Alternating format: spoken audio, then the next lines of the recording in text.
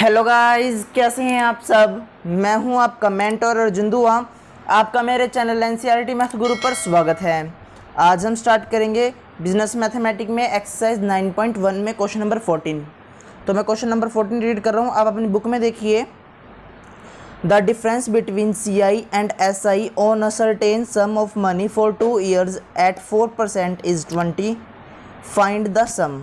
तो यहाँ पे हमें क्या बताना है। देखिए यहाँ पे डिफरेंस दिया गया है CI यानी कि कंपाउंड इंटरेस्ट एंड SI मतलब सिंपल इंटरेस्ट। इन दोनों का डिफरेंस बताया गया है 20 रुपीज़, जैसे यहाँ पे आपको स्क्रीन पे भी दिख रहा होगा। इसी तरह से फिर हमें क्या बताया गया है, रेट बताया गया है 4%, टाइम बताया गया है 2 years और हमें इसमें फाइंड क्या करना है, इसमें हमें जो है प्रिंसिपल बताना होगा कि वो कितना है। तो इसी तरह से हम इसको लेके चलते हैं किस तरह से आएगा। देखिए सबसे पहले हमने लिखा compound interest minus simple interest is equal to 20, जो हमें क्वेश्चन में गिवन था। अब इनके अकॉर्डिंग इनका फॉर्मूला लगाएंगे। कंपाउंड इंटरेस्ट का फॉर्मूला कैसे निकालते हैं, अमाउंट माइनस प्रिंसिपल। अमाउंट का फॉर्मूला लिखा मैंने यहाँ पे, फिर माइनस प्रिंसिपल लिख दिया। अमाउंट का फॉर्मूला 1 यानी कि P into 1 plus R divide में 100 की पावर T माइनस P हो गया ये वाला। इसी तरह से फिर इसमें हम क्या देखेंगे, इसमें ही P कॉमन आ रहा है तो हमने P कॉमन लिया, P बाहर लिखा, क्या रह गया अब उसको लिखना है 1 प्लस R डिवाइड में 100 की पावर T माइनस 1। ये हमारा CI का हो गया। इसी तरह से माइनस लगाया हमने। देखिए अब हम क्या करते हैं, इसको अब माइनस को लेकर चलेंगे, यानी कि माइनस हमने लगाया। इसी तरह से SI का फॉर्मूला, सिंपल इंटरेस्ट कैसे निकालते थे, principal into rate into time. हम ये लिखते थे principal into rate into time, तो मैंने वो यहाँ लिख दिया P into R into T। तो इनमें अब जो जो वैल्यूज़ हमें पता होंगी इनकी वैल्यू को हमने यहाँ पे सब्स्टिट्यूट करना है और ध्यान रखना है डिवाइड में 100 भी है क्योंकि वो रेट के साथ में आ जाएगा। रेट का मतलब भी हमारे पास R/100 ही समझ लीजिए आप, इस तरह से होगा। तो अब यहाँ पे हम जो वैल्यूज़ को सब्स्टिट्यूट करते हैं। सबसे पहले हमने क्या किया कि हमने P को लेट किया हुआ था X, तो मैंने यहाँ पे लिखा P की जगह पे X, 1 की जगह पे 1, R की जगह पे जो क्वेश्चन में गिवन था रेट हमें कितना गिवन था 4%, तो यहाँ पे मैंने 4 लिख दिया, डिवाइड में 100, इसकी पावर 2 कर दी -1। हम फॉर्मूला के अकॉर्डिंग हमने सोल्व किया अभी तक, ठीक है। अभी फिर P into R into T करती हैं। P की वैल्यू हमें नहीं पता यानी कि हमने X लिखी तो हमने X लिखा यहाँ पे। फिर R की वैल्यू हमें पता है 4% और टाइम की भी हमें जो वैल्यू पता है वो है 2 ईयर्स, तो यहाँ पे 2 हो गया इज इक्वल टू 20। ये ध्यान रखना है क्वेश्चन के अकॉर्डिंग हमें क्या गिवन था, CI minus SI is equal to 20, यानी कि 20 डिफरेंस इक्वल में दिखा रहा है तो इसको लिखा हमने। अब इनको सोल्व करेंगे। तो देखिए सबसे पहले हम क्या कर सकते हैं, इसको हम सोल्व कर सकते हैं 1 प्लस 4/100 की पावर 2। कैसे सोल्व करेंगे, इसको एलसीएम लेके आप सोल्व करेंगे तो 104/100 होगा। इसको हम लिखेंगे 1.4 की पावर 2 यानी कि 1.04 की पावर 2, तो 1.04 का स्क्वायर यानी कि, तो इसको हम सोल्व करेंगे। तो 1.04 का आप स्क्वायर करेंगे तो आपके पास रिजल्ट आएगा 1.0816। क्या आएगा 1.0816। तो यहाँ पे ये लिख दिया मैंने, -1 as it is, x as it is. Formula के अकॉर्डिंग हमारे पास ये साइड जो है सोल्व हो गई। इस तरह से अभी इसको सोल्व करने की कोशिश करेंगे। तो यहाँ से हम देखते हैं कि 4 के टेबल पे हम ये काट सकते हैं, कैंसिल आउट कर सकते हैं 100 को 25 पे, तो और ये कैंसिल आउट आगे नहीं होगा। तो यहाँ पे क्या रह गया, ऊपर की तरफ देखेंगे तो ऊपर 2 और x रह गया तो 2x हो गया। इसी तरह से नीचे की तरफ हमारे पास सिर्फ 25 रह गया तो ये पे 25 लिख दिया। इसको एज इट इज लिखा नेक्स्ट स्टेप के लिए हमने। अब इनको सोल्व करेंगे नेक्स्ट स्टेप को। तो यहाँ से हम क्या कर सकते हैं कि सबसे पहले हम यहाँ से 1 माइनस कर दें तो रिजल्ट रहेगा 0.0816 इंटू एक्स। ये x मल्टीप्लाई में था, ये x मल्टीप्लाई में कर दिया मैंने, और यहाँ पे 2x माइनस 25 हो गया। इसका एलसीएम लेते हैं, एलसीएम लेंगे 25 आएगा। सोल्व करते हैं तो यहाँ पे 2.04x माइनस 2x अपॉन में 25, एलसीएम लेने के बाद ये स्टेप बनेगा इक्वल टू 20। अब यहाँ से इसको माइनस कर देंगे, 2.04 में से 2 माइनस हो जाएगा तो हमारे पास 0.04x रह जाएगा, जैसे कि यहाँ पे आपको दिख रहा है।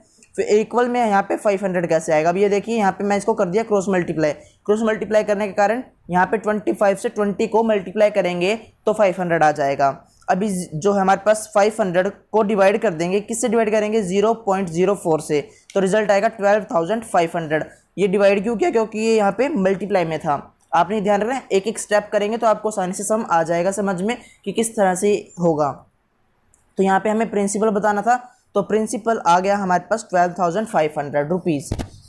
इसी तरह से क्वेश्चन नंबर फिर हम 15 करेंगे। क्वेश्चन नंबर 15 आप अपनी बुक खोलिए, मैं क्वेश्चन रीड कर रहा हूँ। I borrow a sum of 6,000 rupees for 2 years at 5% simple interest and lend it for the same time and the same rate at the compound interest, find the gain in this transaction. तो यहाँ पे हमें क्या बताना है, देखिए question number 15 कि हमने जो है सबसे पहले 6,000 रुपये बोरो किए, तो 6,000 हमारे पास प्रिंसिपल आ जाएगा। अभी इन्वेस्ट भी इसी को ही करना है आपने।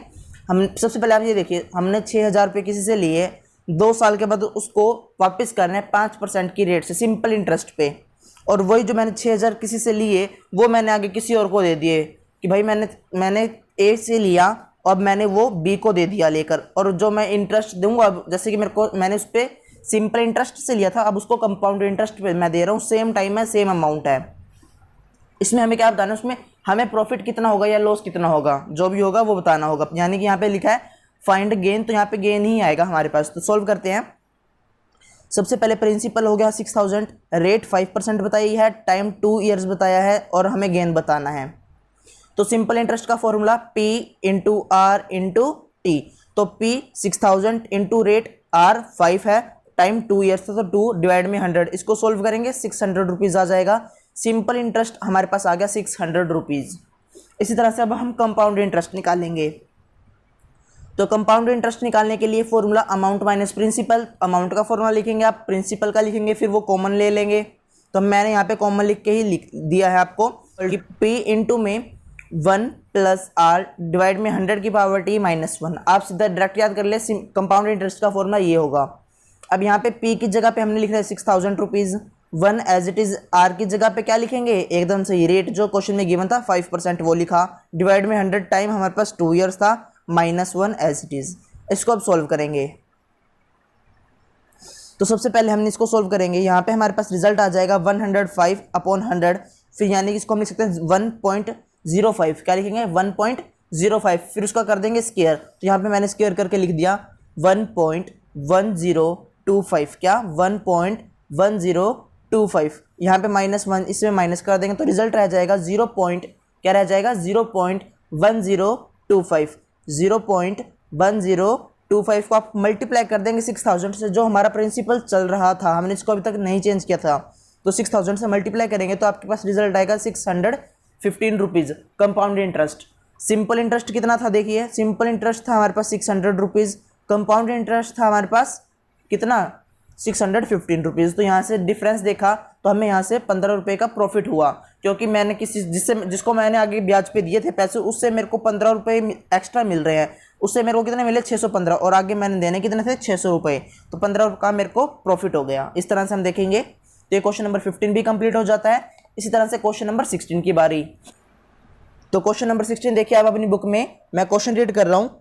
A sum of money placed at compound interest double itself in 4 years. In how many years will it amount to 8 times itself? तो यहाँ पे हमें ये बताना होगा। सबसे पहले देखिए क्वेश्चन बताया क्या गया है कि एक अमाउंट है, प्रिंसिपल है, हमें नहीं पता हमने कितना इन्वेस्ट किया, हमने एक अमाउंट को इन्वेस्ट कर दिया, प्रिंसिपल इन्वेस्ट किया कहीं पर, वो डबल हो जाता है कितने सालों में, 4 सालों में, ठीक है, डबल हो गया 4 साल में। अब उसी पैसे को अगर हम 8 साल तक रखते, यानी कि हमें 8 टाइम्स बताना, वो कितने सालों में होगा। अब हमें यहाँ पे टाइम निकालना होगा।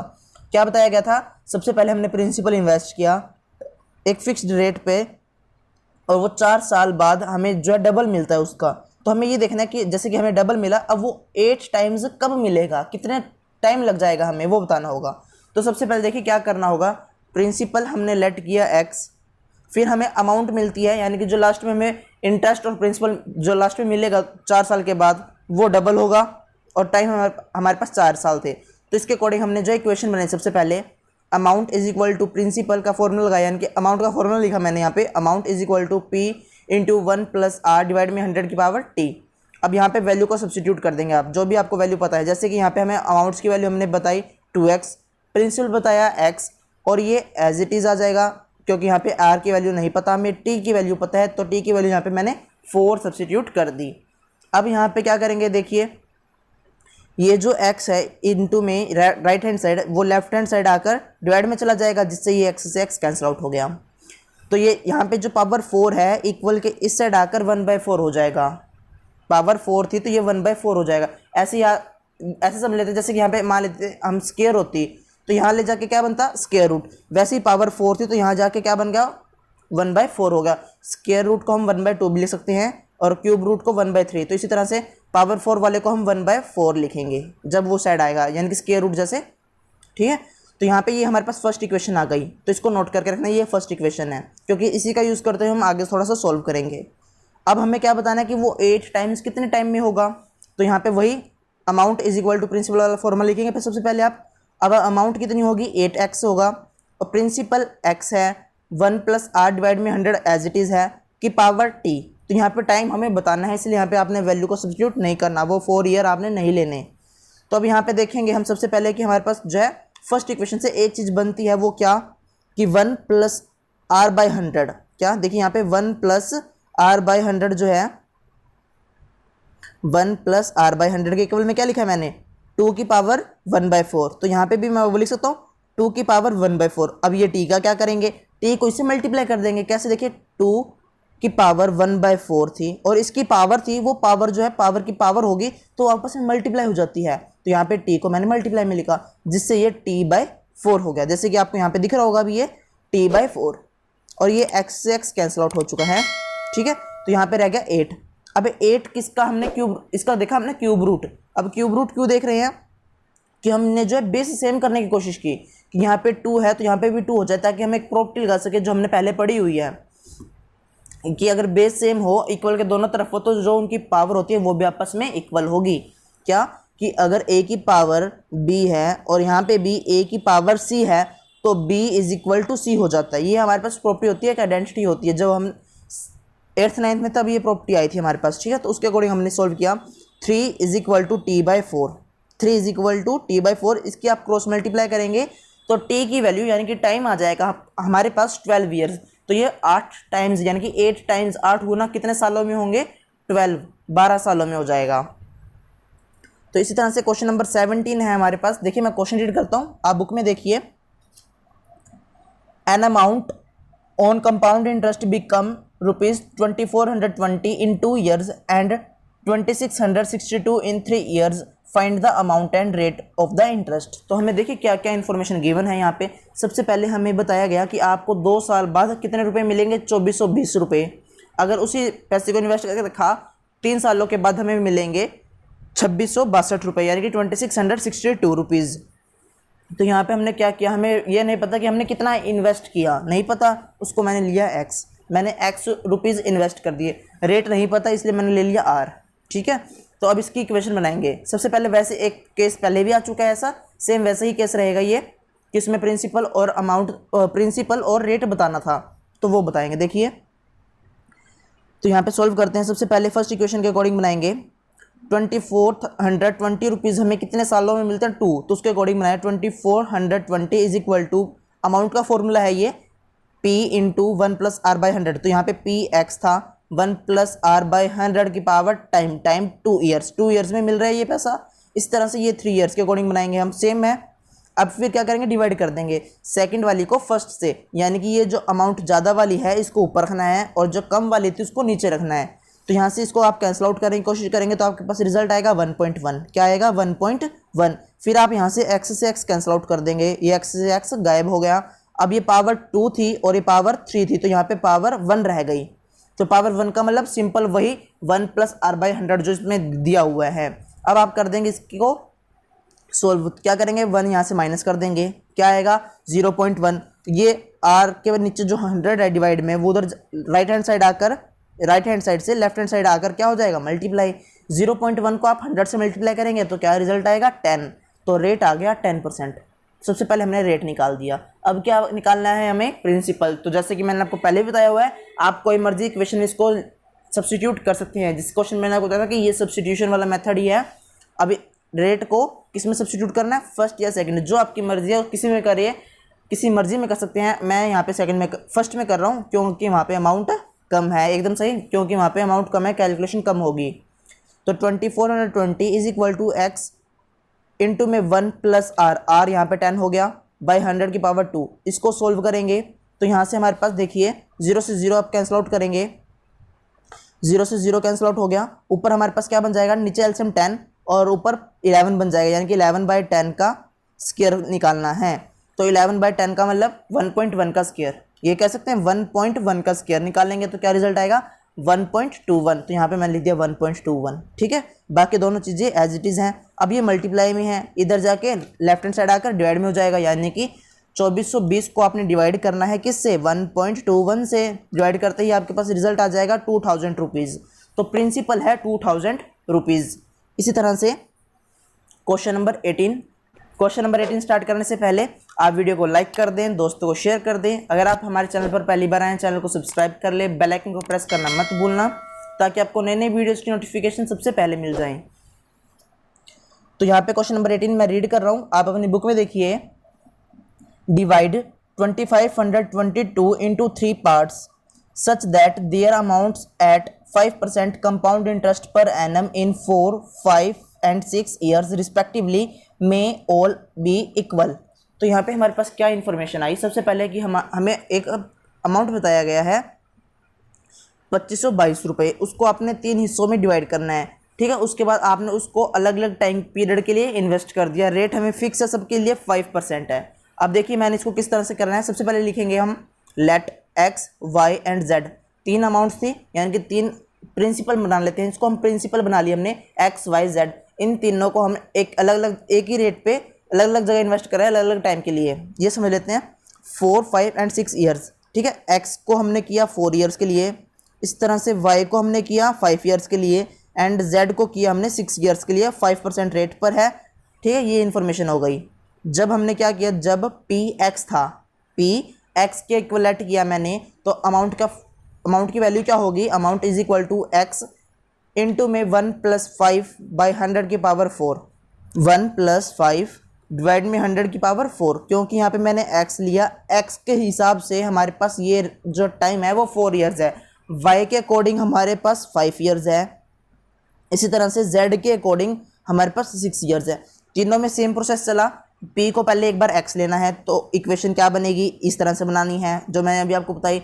फिर वाई के अकॉर्डिंग, यानी प्रिंसिपल अगर वाई है तो वाई के अकॉर्डिंग आपने वैल्यू को सब्स्टिट्यूट करना है।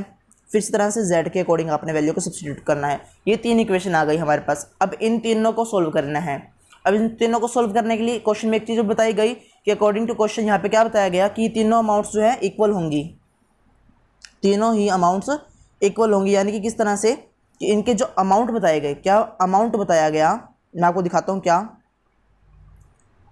कि ये जो ए है, यहाँ पे भी ए लिखा हुआ है, ये ए लिखा हुआ है, ये तीनों ही ए किसके इक्वल है, इन तीनों के इक्वल हैं। और यहाँ पे ए के इक्वल ही सारा है, तो यानी कि इन तीनों ये सारे भी आपस में इक्वल होंगे। अब जैसे कि A is equal to B and B is equal to C, हम कहते हैं ये बार बार यूज़ होता है, A is equal to C. वैसे यहाँ पे ये यूज़ हो गया कि एक्स वाली अमाउंट, वाई वाली अमाउंट और जेड वाली अमाउंट जो है तीनों भी आपस में इक्वल हैं। इनको सॉल्व करते हैं। इनको देखिए यहाँ पे हमने ये वैल्यूज़ को लिख दिया। अब इनको क्या करते हैं, डिवाइड करते हैं। डिवाइड किससे करेंगे, 1 + 5/100 की पावर 6 से, 1 + 5/100 की पावर 6 से। तो यहाँ से डिवाइड कर देंगे आप तीनों को, किसको करेंगे, तीनों को डिवाइड करेंगे। इससे हमारे पास देखिए इस तरह से रिजल्ट बनेगा। ये हमने अपनी तरफ से लिया कि इसको इससे डिवाइड करेंगे, तो यहाँ से इसको डिवाइड करते हैं। सबसे पहले इसमें हमारे पास देखिए क्या चीज़ कॉमन है, यहाँ पे पावर 4 है, यहाँ पावर 6 है, तो नीचे पावर रह जाएगी, फालतू 2 रह जाएगी। तो यहाँ पे लिखा मैंने x अपॉन में 1 + 5/100 की पावर 2, इस बात का ध्यान रखना है। अब यहाँ पे पावर 6 है और यहाँ पे पावर पहले 5 है और नीचे 6 थी, तो नीचे ज़्यादा है तो नीचे रहेगा, यानी कि 1 + 5/100। ऊपर वाला वो कैंसिल आउट हो गया, इसलिए मैंने यहाँ पे नहीं लिखा। और इसी तरह से ये वाला पूरा का पूरा कैंसिल आउट हो जाएगा क्योंकि दोनों सेम है, तो z/1 हो गया। अब इसको सोल्व करते हैं। तो यहाँ पे हमारे पास क्या वैल्यू आएगी, देखिए 1 + 5/100 का एलसीएम लेके आप सोल्व करते हैं तो हमारे पास रिजल्ट आएगा 21/20। क्या आएगा, 21/20। एलसीएम लेके हमने सोल्व किया, या फिर आप इसको ऐसे भी देख सकते थे कि हम वो पॉइंटों में लाते, फिर पॉइंटों में हम करते सोल्व। एक बार मैंने इसको फ्रैक्शन में ही लिखा ताकि आसान रह जाए हमें कैलकुलेशन में। तो यहाँ पे मैंने लिखा 21/20 की पावर 2, इस तरह से यहाँ पे 21/20 की पावर 1 और यहाँ पे 1 एज इट इज़ है। यहाँ पे हमने इसको इनकी स्क्वायर को भी सॉल्व कर दिया। 21 का स्क्वायर 441, 20 का स्क्वायर 400, 21 21। अब ये तीनों इक्वल थे तो मैंने इसको रेशो में लिखा, X ratio Y ratio Z. तो यहाँ पे इसी के अकॉर्डिंग इनकी वैल्यूज़ को भी मैंने लिख दिया इक्वल में रेशो के अकॉर्डिंग। फिर इनके बेस को मैंने सेम करने की कोशिश की, क्या कि बेस को सेम करने की कोशिश की, या कह सकते हैं कि एक तरीके से इसका एलसीएम लेके इसको सॉल्व किया मैंने। 441, 420, 400/400 ये कंप्लीट हो गया एलसीएम लेने के बाद। आप इसका एलसीएम लेंगे 400 और 20 का, तो 400 एलसीएम आएगा। 400 नीचे था इसलिए ऊपर वाला एज इट इज़, नीचे 20 से इसको डिवाइड करेंगे 400 को, फिर जो वैल्यू आएगी उसको आप 21 से मल्टीप्लाई करेंगे 420 आ जाएगा। इस तरह से यहाँ पे 1 है, 1 से इसको डिवाइड किया 400, मल्टीप्लाई भी 400 से होगी तो यहाँ पे 400 आ गया। एलसीएम लेना बता दिया मैंने आपको। अब क्या करना है, इन तीनों को आपने प्लस करना है, प्लस कर देंगे हमारे पास रिजल्ट आएगा 1261।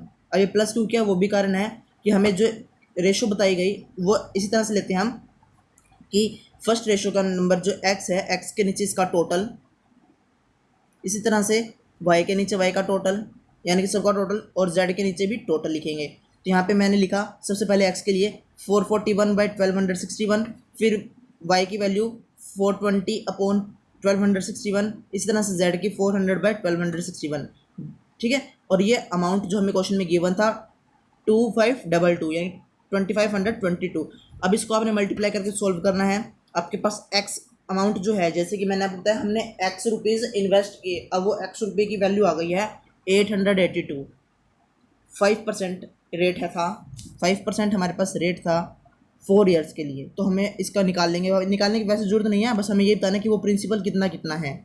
तो यहाँ पे पहले आ गया 882, फिर y के लिए आ जाएगा 840, इसी तरह से फिर z के लिए हमारे पास वैल्यू आ जाएगी 800 रुपीज़। तो यहाँ पे हमारे दोनों जो तीनों के तीनों प्रिंसिपल्स थे वो आ गए, यानी कि हम जो 2522 रुपये थे वो इस तरह से बांटेंगे, यानी कि 882, 840 और 800। आप इनको प्लस करेंगे आपके पास वापस वही रिजल्ट आएगा 2522 रुपये। तो इस रेशो में हमने जो है इनको डिवाइड करना था। तो ये देखिए लास्ट हमारा क्वेश्चन कंप्लीट हो चुका है 18।